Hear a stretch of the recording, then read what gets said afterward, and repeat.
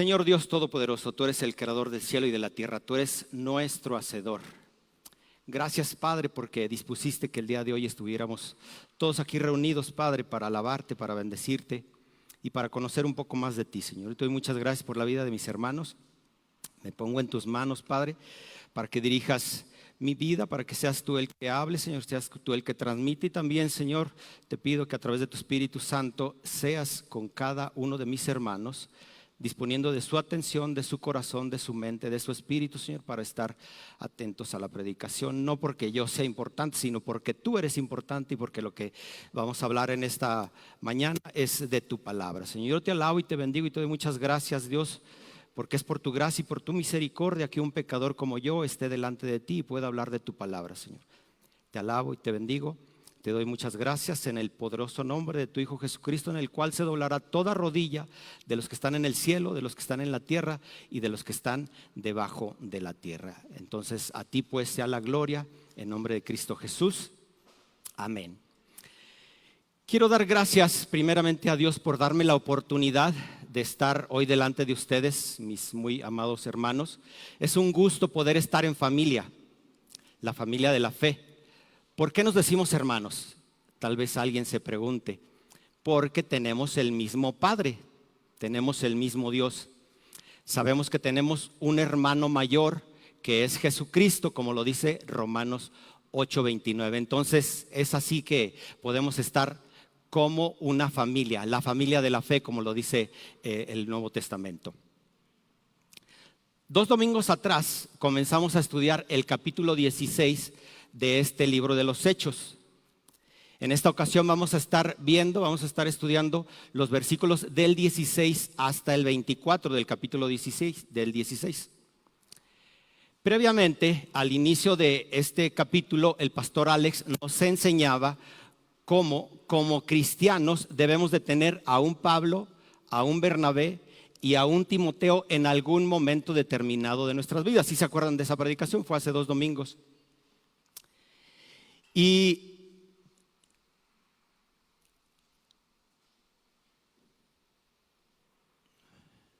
el título de esta predicación se llama Libertad y Prisión.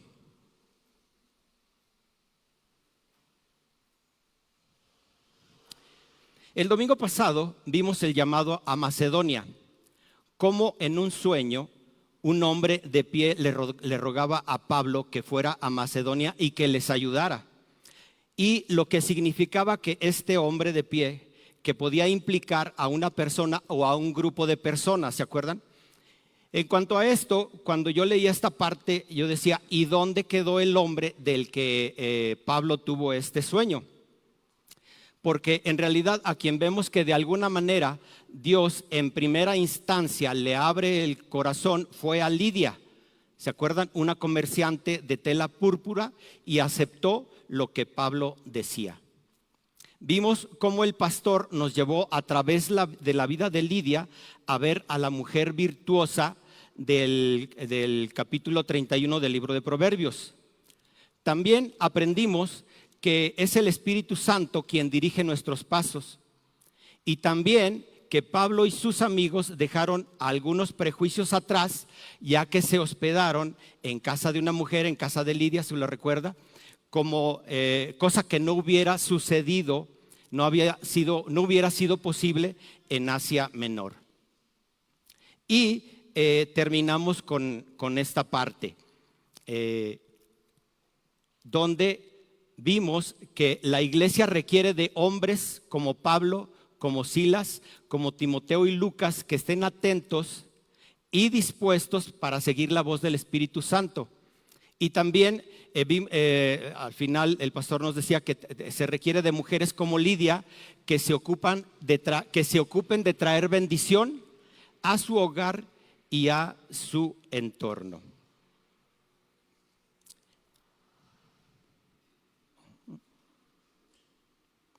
Vamos a comenzar ahora en lo que es el capítulo 16, ahí en el versículo 16. Dice, cierto día, cuando íbamos al lugar de oración, nos encontramos con una joven esclava que tenía un espíritu que le permitía adivinar el futuro. Por medio de la adivinación ganaba mucho dinero para sus amos. Comienza diciendo cierto día. No nos indica si era lunes, si era miércoles, si era sábado, si era domingo. Y enseguida en el versículo dice, cuando íbamos al lugar de oración. Ciertamente había un lugar específico donde los creyentes de ese tiempo se reunían a orar. Todos los que estamos aquí reunidos sabemos de la gran importancia de orar. ¿Es correcto, iglesia? Asientan con su cabeza, díganme con un amén. ¿Es cierto? Muy bien. Aquí en Koinonía tenemos un día específico para orar como congregación, el cual es el primer miércoles de cada mes, que por cierto es de este próximo miércoles al siguiente, que si no estoy mal es el 6 de noviembre a las 7:30, para que lo vaya agendando por ahí y apartando ese día. Y nos gustaría que así como estamos hoy, que prácticamente la iglesia está llena, así estuviera el primer miércoles de cada mes de oración. Lo animamos a que se venga a la oración. Si usted le echa números, solamente son 12 veces que nos reunimos en un año para tener una reunión de oración como congregación. Yo hasta diría que son pocas.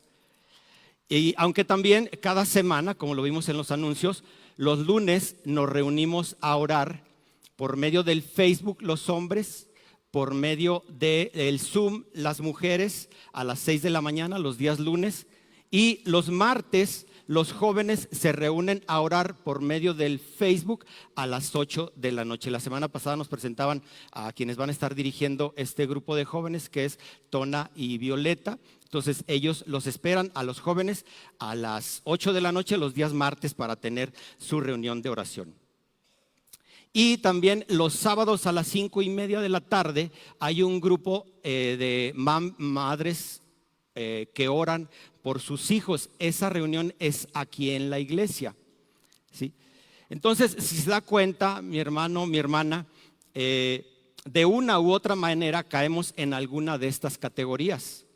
Usted es hombre, usted es joven o madre de familia. ¿Hay alguna reunión donde se puede anotar para orar? Y le reitero la importancia de la oración congregacional. Como le decía, es el primer miércoles de cada mes. Sobre este mismo tenor, acerca de la importancia de la oración, hace algunas semanas atrás, platicando con mi amigo Memo Guzmán, que el día de hoy no está aquí con su esposa, me contaba una historia que ya anteriormente había escuchado, y esta historia es la siguiente. Se dice que en cierta ocasión un visitante de la iglesia que pastoreaba Charles Spurgeon, todos aquí sabemos quién fue Charles Spurgeon, ¿cierto? Pues si no lo sabe, investíguele, porque si no, no lo van a dejar entrar al cielo, ¿eh? Es broma, si lo van a dejar entrar. Charles es conocido como el príncipe de los predicadores. Y como le decía, en cierta ocasión un visitante le preguntó por qué tanta gente venía a sus servicios.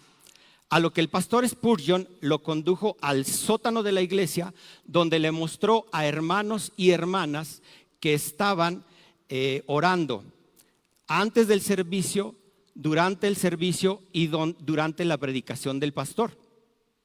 Se dice de Spurgeon que a lo largo de su vida evangelizó, escuche bien, a poco más de 10 millones de personas, y que a menudo él predicaba hasta 10 ocasiones en una semana en diferentes lugares.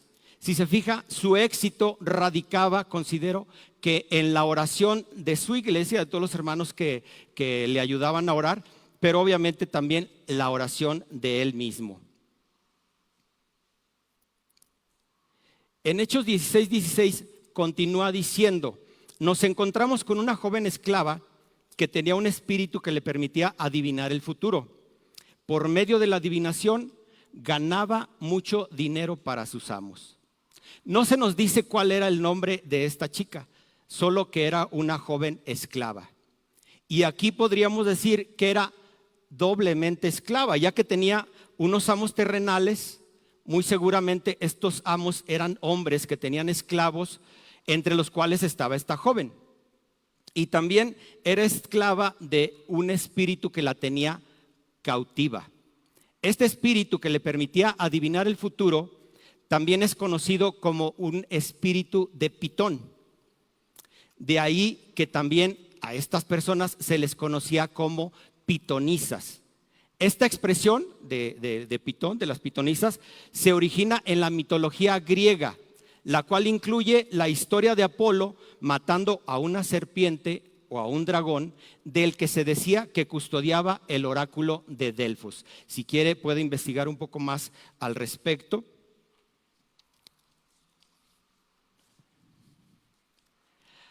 Aquí quiero comentar que a nosotros como cristianos no se nos permite el consultar ni siquiera el horóscopo. Y digo ni siquiera porque parece algo no tan malo el consultar el horóscopo. ¿Qué pasa si soy Géminis y quiero revisar qué dice mi horóscopo para el día de hoy, 27 de octubre? No tiene nada de malo. Pero si usted pone atención, en los horóscopos nunca le van a decir que le va a pasar ninguna calamidad. Solamente habla de cosas buenas. Porque si le dicen cosas malas, va a dejar de consultarlos y de esta manera van a perder posibles clientes para los productos que le ofrecen adicionales a donde le presentan los horóscopos.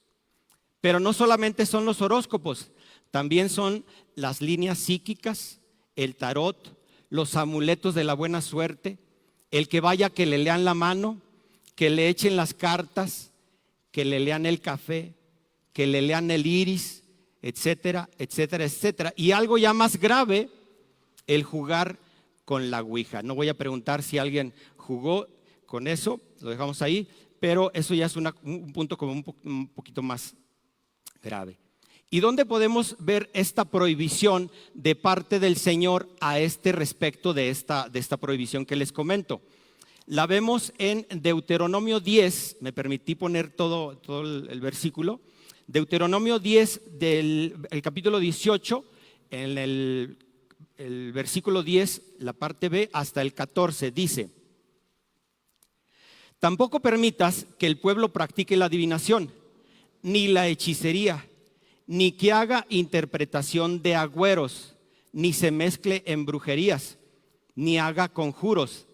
Tampoco permitas que alguien se preste a actuar como medium o vidente, ni que invoque el espíritu de los muertos.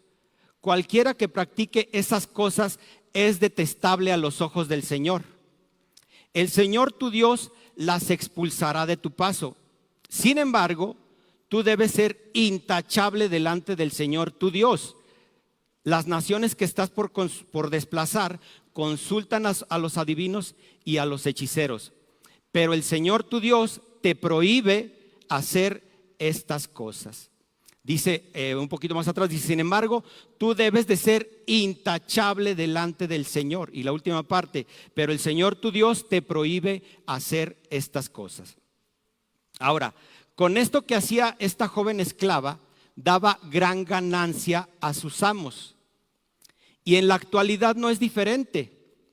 Muchos de los que se dedican a estos asuntos de la adivinación son charlatanes, pero también muchos tienen espíritus malignos que lo que buscan es desviar la mente de la gente, el camino de las personas hacia lo oculto. Y tanto unos como otros ganan mucho dinero adivinando a todos esas personas ingenuas que van y los consultan. Nosotros como cristianos lo que debemos de consultar es qué es lo que dice la palabra de Dios, qué es lo que dice la Biblia, y no andar perdiendo el tiempo y el dinero aparte en esas cosas. ¿Queda claro, mi hermano, mi hermana? ¿Sí? ¿No los escucho? ¿Sí? Muy bien.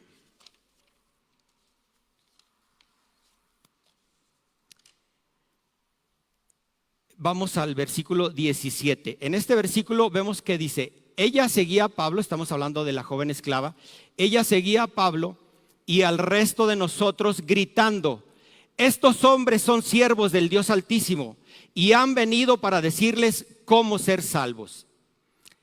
Pregunto, ¿quiénes eran estos nosotros? Aquí tenemos que era Pablo, Silas, Timoteo. ¿Y quién más, mi hermano? Lo vimos la semana pasada, ¿se acuerda? Lucas, es correcto. Denle una estrellita, por favor. ¿Quién respondió? Eso, muy bien. ¿Quién tiene las estrellitas? Lucas, el médico amado, que es el escritor de este libro de los Hechos. Cuando leí este texto por primera vez, y también cuando el pastor Alex me indicó la porción que me tocaba compartir el día de hoy, yo me preguntaba, ¿por qué la molestia de Pablo?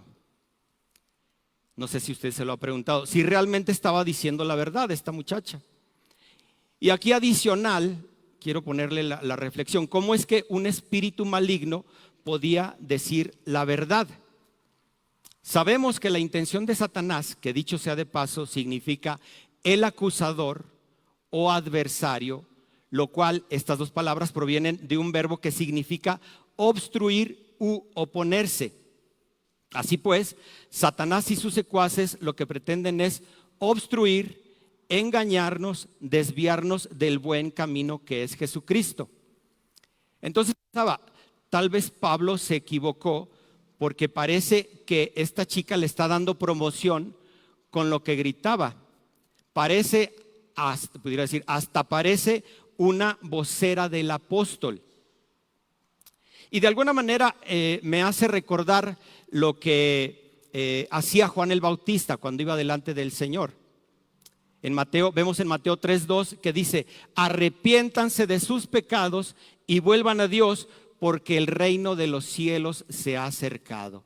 Esta parte adicional yo puedo comentar, fue escrita o sucedió hace casi 2000 años y en este tiempo Juan el Bautista estaba diciendo, arrepiéntanse porque el reino de los cielos se ha acercado. Cuanto más se ha acercado el reino de los cielos que han pasado 2000 años. Sabemos que Dios es lento, es en su ira, pero va a venir un día. Esta muchacha está gritando, estos hombres son siervos del Dios Altísimo y han venido para decirles cómo ser salvos. Si analizamos esta última parte del verso 17, dice, estos hombres son siervos del Dios Altísimo.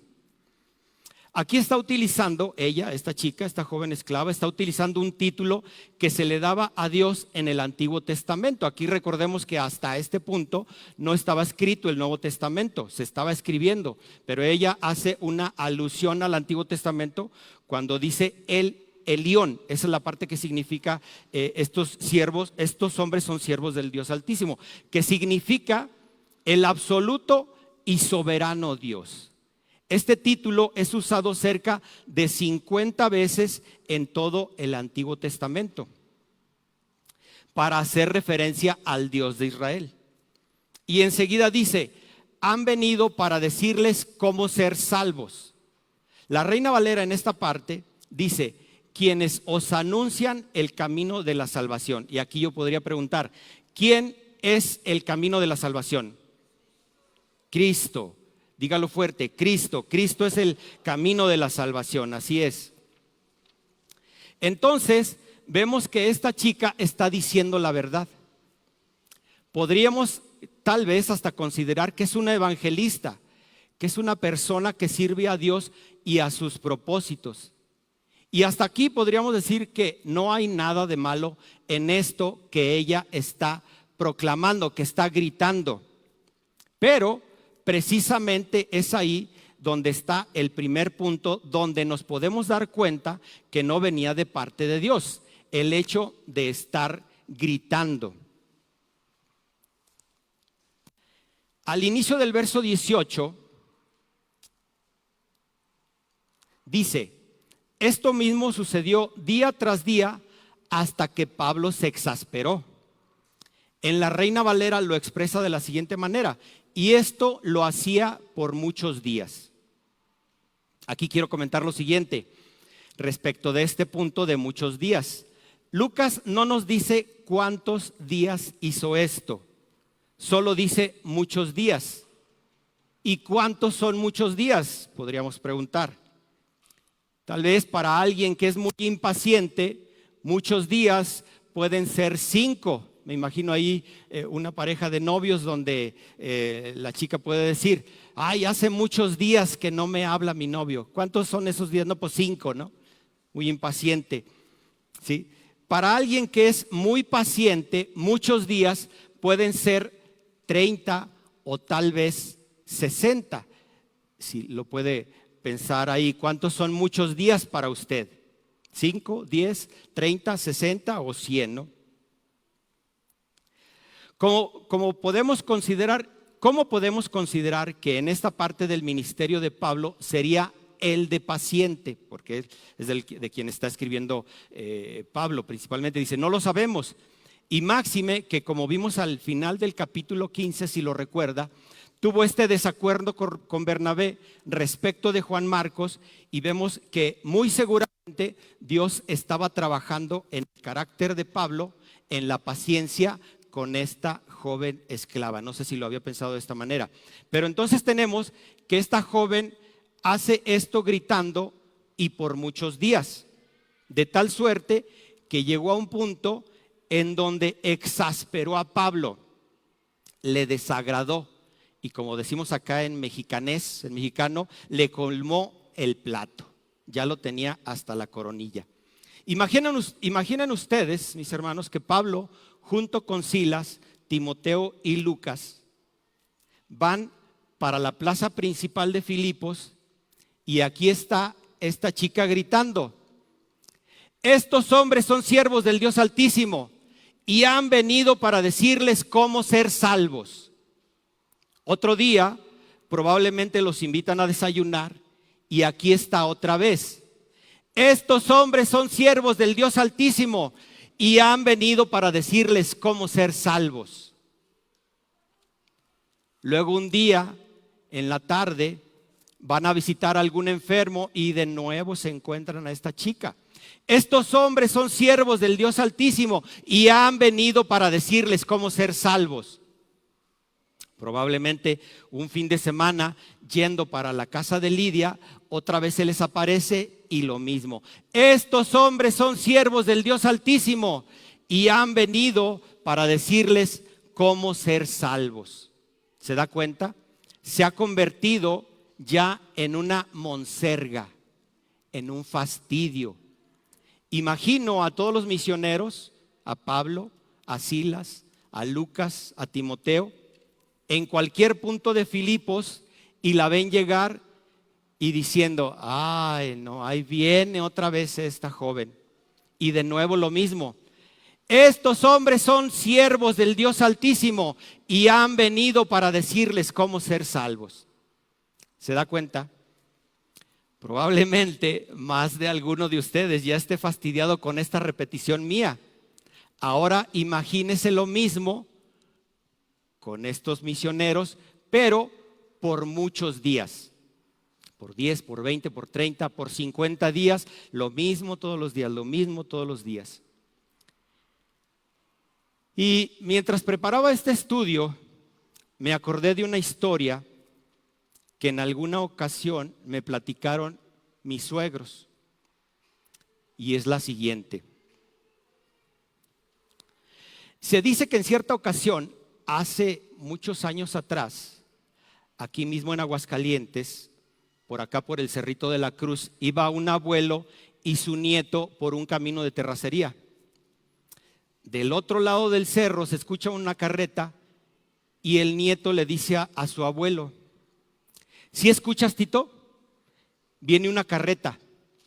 A lo que el abuelo le dice, sí, hijo, y viene vacía. Y el nieto le dice, ¿cómo sabes que viene vacía si aún no la hemos visto?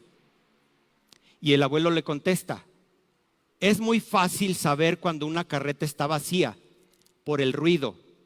Cuanto más vacía va la carreta, mayor es el ruido. La enseñanza aquí es obvia y evidente. Cuando vemos a una persona hablando demasiado, gritando por muchos días, como es el caso de la joven esclava, interrumpiendo la conversación, siendo inoportuna o arrogante, presumiendo lo que no tiene o de lo que no es, mostrándose tal vez prepotente, o menospreciando a los demás, podemos recordar esto: cuanto más vacía va la carreta, mayor es el ruido que hace. Podemos ver, en cambio, la contraparte a esto que les acabo de compartir. Cuando imaginamos el paso de una carreta llena de carga, esforzada, silenciosa, un poco hundida por el peso que lleva, esa imagen nos transmite una sensación de plenitud y de silencio. Y algo parecido sucede con las personas. Hay vidas que están llenas de contenido, de esfuerzo y de sentido. Suelen ser vidas activas y luchadoras, pero hacen poco ruido. Son vidas que no cuadran con los alardes elocuentes de actividad, ni con los excesos de protagonismo personal, ni con el individualismo que suele delatar ocultas faltas de rectitud y de sentido de servicio. Nosotros como cristianos se nos llama a ser mansos y humildes, como nos lo enseñó nuestro Señor Jesucristo, a ser pacientes, mesurados, prudentes, a mostrar pues el fruto del Espíritu, del cual nos habla Gálatas en el capítulo 5, versículos 22 y 23, que seguramente muchos de ustedes se lo saben. Dice: mas el fruto del Espíritu es amor, gozo, paz, paciencia, benignidad, bondad, fe, mansedumbre y templanza. Hay otra versión que lo refiere como dominio propio. Otra cosa que también nos enseña esta porción es que una persona endemoniada también puede hablar de Dios, puede hablar de Cristo, de donde nosotros como creyentes debemos de estar apercibidos, con el discernidor siempre prendido. Esta parte del discernidor me la pirateé de un pastor que predica en Guadalajara, el pastor Chuy Olivares, que dice en muchas de sus predicaciones: hay que tener el discernidor siempre prendido, atentos a lo que estamos escuchando, de lo que se nos está hablando. Ya que puede haber personas que nos hablen de Dios y de Cristo y que no vengan de parte de Él. Ahí es donde debemos estar siempre pegados a la palabra, estudiándola, siendo instruidos conforme a lo que en ella está escrito y no dejarnos engañar. Recuerde lo que dice 2 Corintios 11:14, que aún Satanás se disfraza como ángel de luz. Y esto no podemos echarlo ahí al resumidero, ¿no? Tenemos que estar atentos. El mismo Satanás se disfraza como ángel de luz. Y es precisamente aquí donde nos podemos dar cuenta de un segundo aspecto de por qué esta muchacha no se podría considerar que venía de parte de Dios, aun cuando estaba hablando la verdad.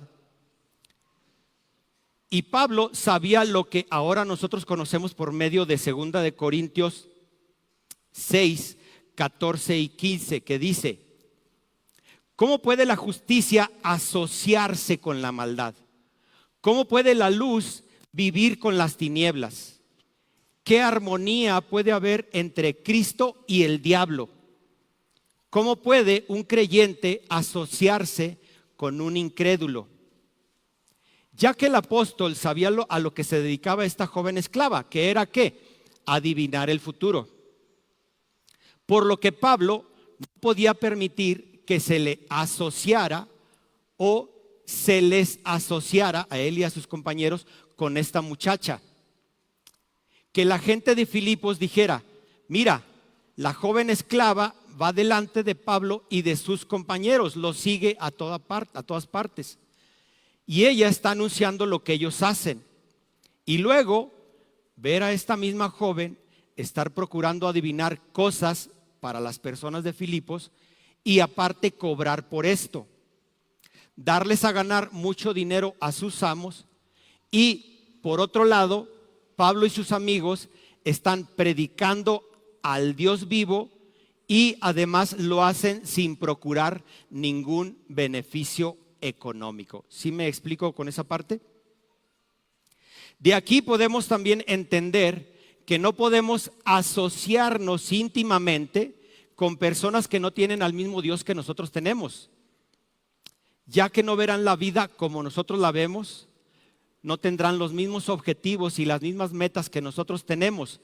En fin, no tendrán la misma cosmovisión de la vida que nosotros tenemos. Y aquí recalco la parte de no asociarnos íntimamente. Obviamente no podemos decir no vamos a tener ya amigos del mundo, no, sino tener una sociedad íntima con ellos, asociarse íntimamente. ¿Sí me explico? ¿Sí queda claro esta parte? No los escucho. Qué bueno. Adicional, quiero agregar a esto lo que dice, a todo esto que hemos venido viendo ya ahorita, lo que dice Isaías con respecto de esta joven esclava que estaba pretendiendo adivinar el futuro, con eso ganaba mucho dinero para sus amos. Lo que dice Isaías 46 del 9 al 10, dice lo siguiente, es el mismo Dios hablando aquí en Isaías. Dice: recuerden las cosas que hice en el pasado, pues solo yo soy Dios. Yo soy Dios y no hay otro como yo. Solo yo puedo predecir el futuro antes que suceda. Todos mis planes se cumplirán porque yo hago todo lo que deseo. Ahí en el versículo 10 dice: solo yo puedo predecir el futuro antes que suceda. Y más atrás dice: porque solo yo soy Dios. Yo soy Dios y no hay otro como yo. El único que puede decirnos lo que va a suceder antes de que suceda, predecir el futuro, es nuestro Dios, el Señor que nos muestra la palabra, la Biblia. En la continuación del verso 18 vemos lo siguiente: Pablo se exasperó de tal manera que se dio la vuelta y le dijo al demonio que estaba dentro de la joven: te ordeno en el nombre de Jesucristo que salgas de ella. Y al instante el demonio la dejó. Aquí parece como si van caminando este grupo de misioneros y ella va en la parte de atrás gritando: estos hombres, todo lo que ya les dije. Y entonces se da la vuelta y le dice, se dirige al demonio: te ordeno en el nombre de Jesucristo que salgas de ella. Todos aquí sabemos que no hay otro nombre. Es en el nombre de Jesucristo al que se sujetan los demonios, como también lo vemos en el pasaje de los Gadarenos. Este pasaje de los Gadarenos lo podemos encontrar en Mateo 8, en los versículos del 28 al 34, y en Lucas 8, del 26 al 39. En estos pasajes vemos que Jesucristo, cuando llega a esta región y le sale al encuentro este hombre que estaba poseído por los demonios. ¿Se acuerdan cómo se llamaba? Que le dice: ¿cómo te llamas? O sea, ¿alguien se acuerda cómo se llamaba? Que responde: Legión. Otra estrellita. ¿Quién tiene las estrellitas, por favor? Le sale al encuentro este hombre que estaba poseído por los demonios. ¿Y qué le dice a Jesús? ¿Por qué te entrometes conmigo, Jesús, Hijo del Altísimo? Por favor te suplico que no me tortures. Aquí podemos ver que los demonios saben cuál es el destino, su destino final: el lago de fuego, el infierno. Y le dicen a Jesús: manda que entremos a esa manada de cerdos. En la versión, en la Reina dice: a ese hato de puercos. Y así fue hecho. Por cierto, les doy un dato adicional ahí acerca de estos dos pasajes de los Gadarenos. En Mateo habla que eran dos Gadarenos, y en Lucas habla de que solamente era un Gadareno. Si tiene oportunidad, si puede darle una investigada para encontrar, pero ciertamente así es. Mateo habla de 2 Gadarenos y Lucas habla solamente de uno. Los demonios, pues, se sujetan, obedecen al Señor Jesucristo. Y aquí podemos ver que no hay un punto de comparación entre nuestro Señor, que es Dios, y los demonios. Y de aquí podemos ver rápidamente, es una pincelada nada más, una filosofía que se le conoce como el maniqueísmo, la cual pretende enseñar una cosmología dualista. Esta describe el conflicto entre un mundo de luz bueno y espiritual versus un mundo de oscuridad, malévolo y material, de donde se deduce que Dios y el diablo están al mismo nivel. No sé si le ha tocado ver alguna imagen donde representan a Jesucristo por un lado y a Satanás por el otro, como jugando venciditas, como si estuvieran al mismo nivel. Y esto es totalmente alejado de lo que la Biblia nos enseña, de lo que la Biblia nos muestra. Aún Lutero decía que el diablo es el diablo de Dios. Ahí se lo dejo para la reflexión. Lutero decía que aún el diablo es el diablo de Dios. Dios es soberano y está por encima de todas las cosas. Y recordemos también que Satanás es un ser creado. Por lo que vemos que al final del verso 18 que dice, y al instante el demonio la dejó. Este demonio que estaba dentro de esta chica no protestó, no dijo, dame chance, no, déjame otro ratito. No, al instante la dejó. ¿Por qué? Porque lo hizo Pablo en el nombre de Jesucristo. Esta chica, esta joven esclava, en este momento que Pablo hace esto, obtuvo su libertad de este demonio, que solamente Dios sabe cuánto tiempo la tuvo cautiva. Fue liberada de esta prisión espiritual, aunque no de la esclavitud de sus amos, los cuales vemos en el verso 19, que cuando vieron que se esfumaban las esperanzas de hacerse ricos, toman a Pablo y a Silas y los arrastraron hasta la plaza del mercado ante las autoridades. Aquí podría preguntar, ¿por qué no se llevaron a Timoteo y a Lucas si iban ellos cuatro siempre? Esta parte no la sabemos, no nos la dice Lucas, pero es muy probable que debido a que Pablo y Silas eran solamente, vamos a decir, los judíos, ya que en este tiempo de nuestro relato había un antisemitismo latente en todas las colonias romanas, ya que el emperador Claudio dio la orden de expulsar a los judíos de Roma. Esto lo podemos ver en el capítulo 18, en el verso 2 de este mismo libro de los Hechos. Y esto probablemente puede explicar por qué solo se llevaron a Pablo y a Silas, ya que como todos sabemos, Lucas era gentil y Timoteo lo era en parte. Ya recuerdan que era hijo de una judía y de una mujer judía y su papá era griego. Entonces muy probablemente por eso no se llevaron a ellos dos, solamente tomaron a Pablo y a Silas.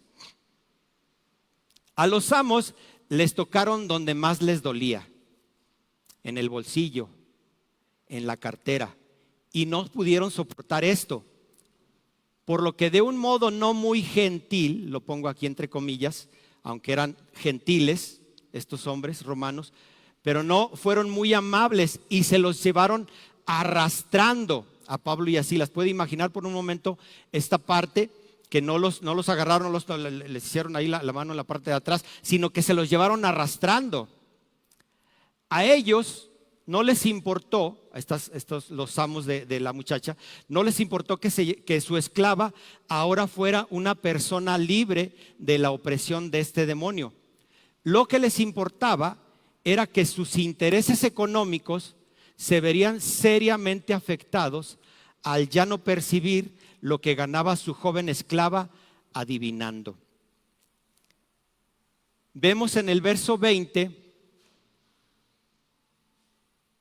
y 21 lo siguiente: toda la ciudad está alborotada a causa de estos judíos, les gritaron a los funcionarios de la ciudad. Enseñan costumbres que nosotros los romanos no podemos practicar porque son ilegales. Déjeme decirle, mi hermano, mi hermana, que en cierta forma estaban diciendo la verdad, ya que en este tiempo de nuestro relato, conforme a la ley de los ciudadanos romanos, no podían involucrarse en religiones extrañas que no fueran aprobadas por el Estado. pero la acusación que presentaban delante de los magistrados, como lo dice la Reina Valera, era totalmente falsa, ya que el verdadero motivo era que se les habían esfumado las ganancias que la joven les dejaba. Y como dice el texto, y con esto la esperanza de volverse ricos. Entonces, detrás de lo que ellos presentaron a los magistrados había una intención del por qué lo hacían, ¿no?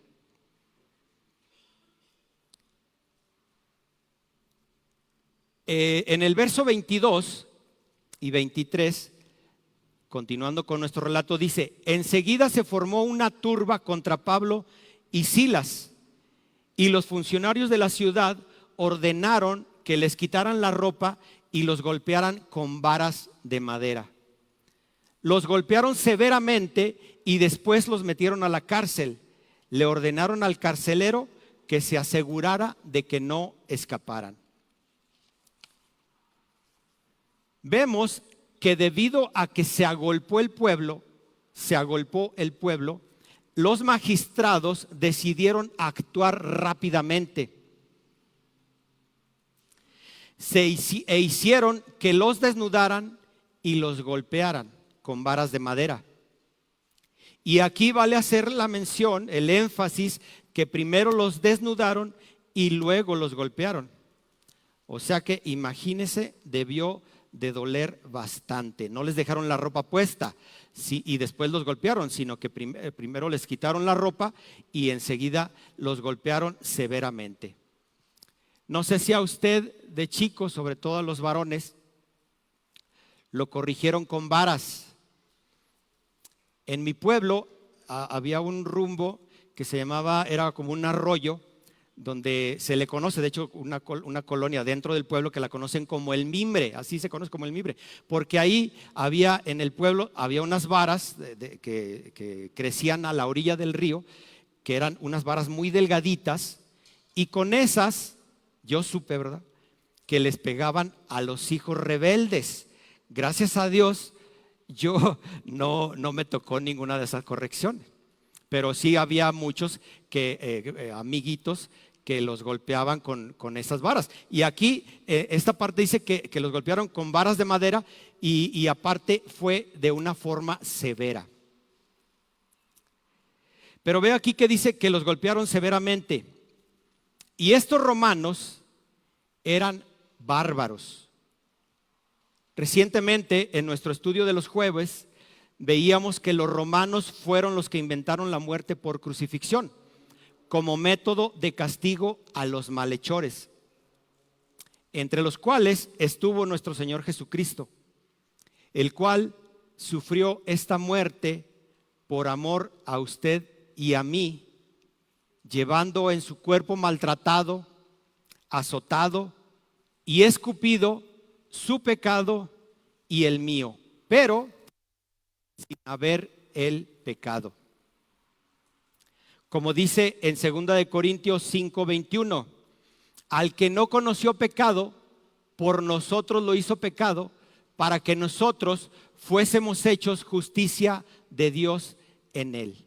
Lo voy a repetir, al que no conoció pecado, por nosotros lo hizo pecado, para que nosotros fuésemos hechos justicia de Dios en él. ¿Eso qué quiere decir?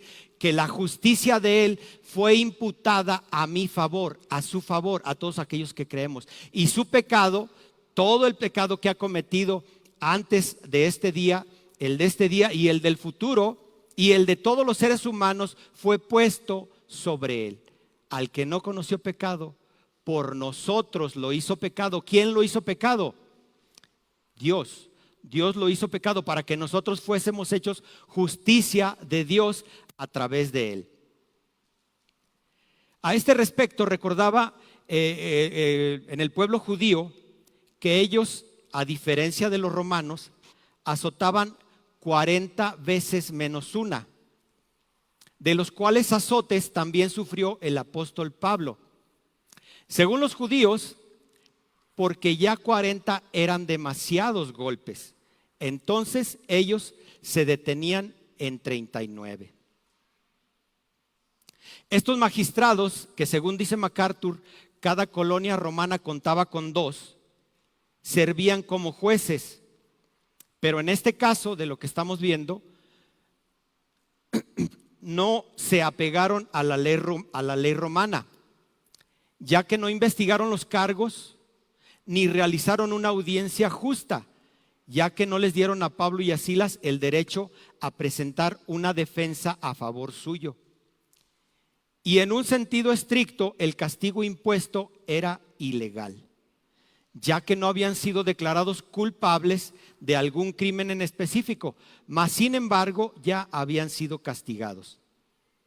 Y además, quiero recalcar ahí, por haberle liberado a la joven de una opresión demoníaca, es decir, por hacer el bien. ¿Qué nos enseña esto, mi hermano, mi hermana, iglesia? No podemos esperar que el mundo, que la vida nos sea justa. Muchas veces nos va a tocar sufrir el agravio, como lo dice la Escritura. Pero confiemos en Dios, ya que Él es el vencedor. ¿Cuántos dicen amén? Él es el vencedor. Estamos del lado del vencedor, no del lado de las tinieblas, ya que Él es el vencedor. Dice en 1 de Pedro 2:20.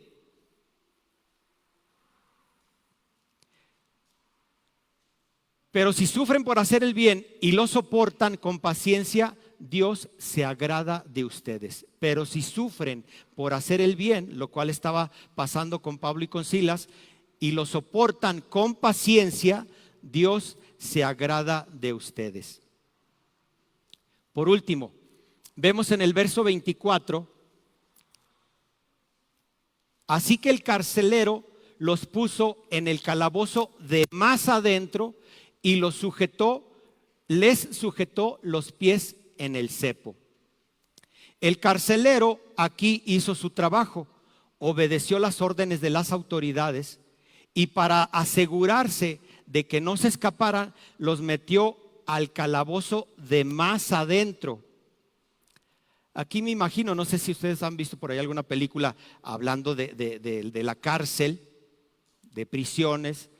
Me imagino como esas películas actuales donde por castigo a algunos reos los meten en las celdas más profundas, donde muchas veces ni siquiera entra la luz.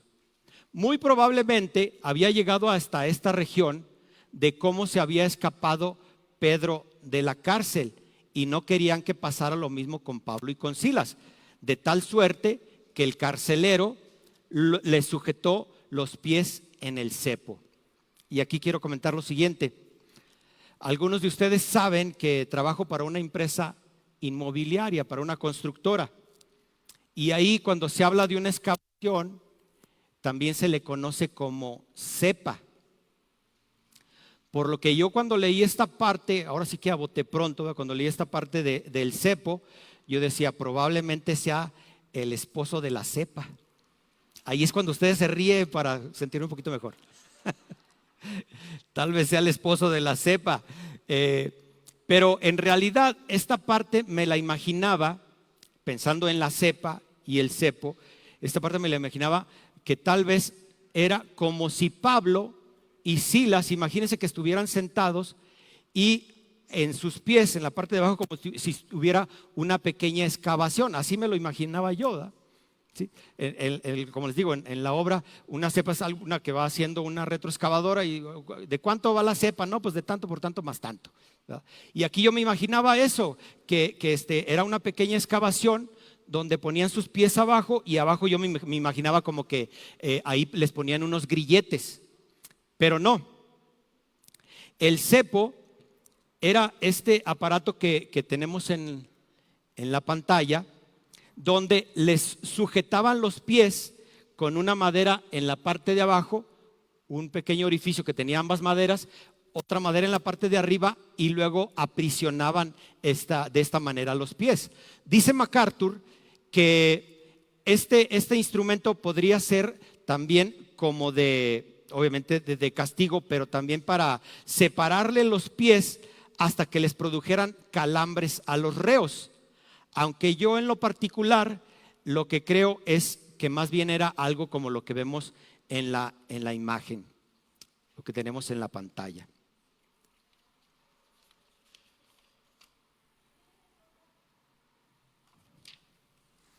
Ahora, ¿qué podemos concluir acerca de todo este pasaje, de estos 9 versículos del 16 al 24?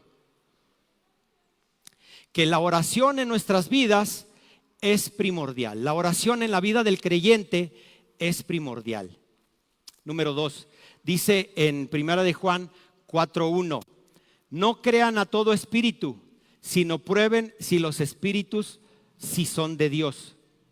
Esto obviamente con respecto de la joven esclava. Número 3, la libertad de los demonios solo es por medio del nombre de Jesucristo. No puede ser en nuestro nombre o por medio de nuestras fuerzas. No le vaya a pasar lo que vemos en Hechos 19, versículos del 13 al 19.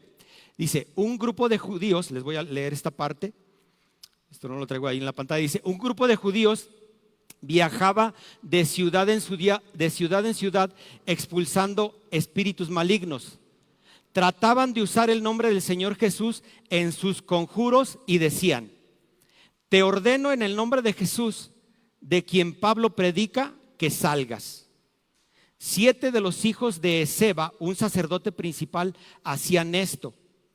En una ocasión que lo intentaron, el espíritu maligno respondió, conozco a Jesús y conozco a Pablo, pero ¿quiénes son ustedes?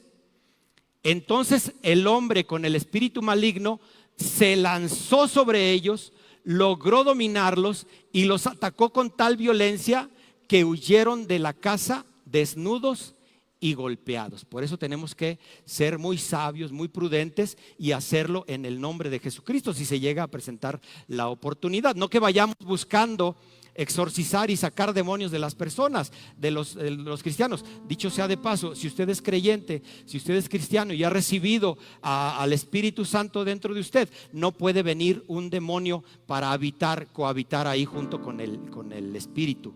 Si usted está lleno del Espíritu Santo, no puede ser poseído o posicionado por un espíritu maligno. Eso es parte de otra predicación, ¿no? Y número 4, si andas en los caminos del Señor, haciendo su voluntad, te puede esperar la prisión.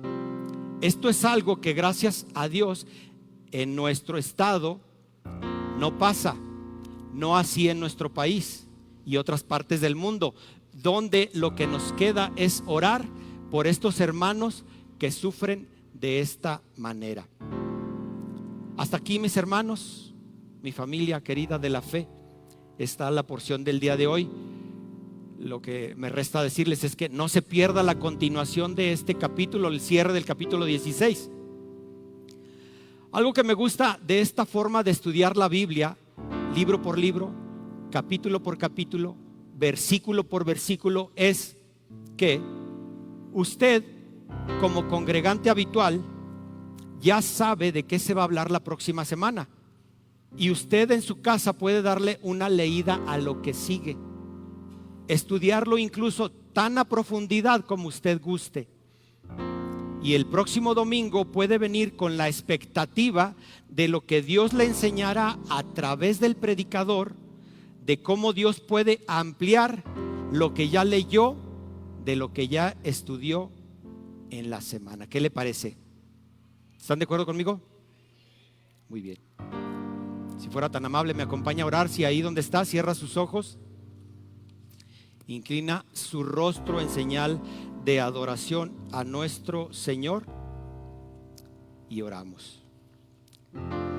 Señor Dios, cuántas gracias te damos porque nos das la oportunidad de estar aquí, Señor, pudiendo estar en otro lugar. Yo te bendigo, Padre, porque yo sé y tengo por cierto que tú eres bueno, que tu gracia y tu misericordia ha sido con nosotros hasta este día, Señor.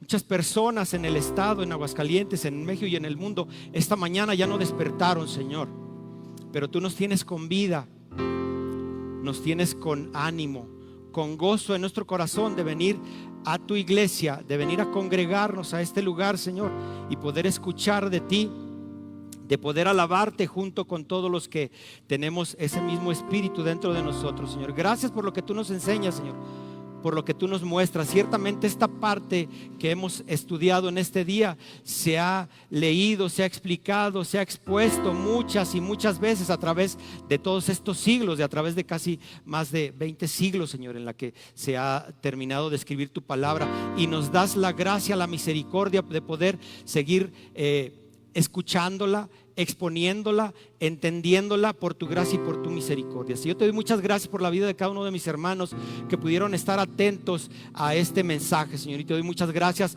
por la oportunidad que me das de poder estar delante de mis hermanos para poder hablar de lo que tú me diste para poder exponer este tema. Señor, te alabo y te bendigo porque solamente tú eres bueno. Tu gracia y tu misericordia es sobre nuestras vidas, Señor. Tú vas delante de nosotros, solamente tú conoces el futuro, Señor. No hay Dios como tú, no hay Dios fuera de ti. Conocemos al único Dios verdadero, tal vez en parte, Señor, pero te conocemos por gracia y misericordia tuya, Señor. Te seguimos alabando y bendiciendo, Padre, por todo lo que tú eres.